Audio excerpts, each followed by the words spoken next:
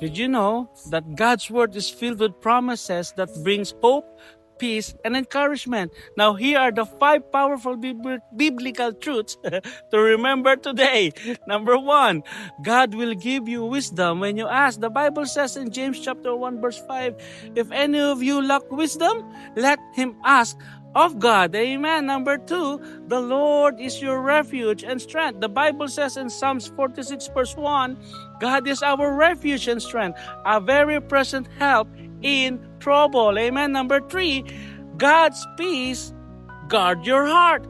John chapter 14 verse 27, peace I leave with thee, and my peace I give unto you.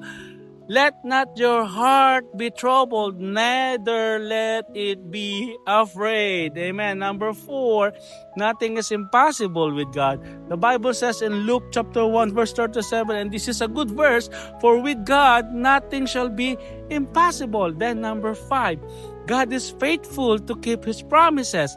The Bible says in Lamentations chapter 3 verse 22 to 23, it is of the Lord's mercies that we are not consumed, because His compassions fail not. They are new every morning. Great is thy faithfulness. Amen. Now remember this in Joshua chapter 1 verse 9. Have not I commanded thee? Be strong and of good courage.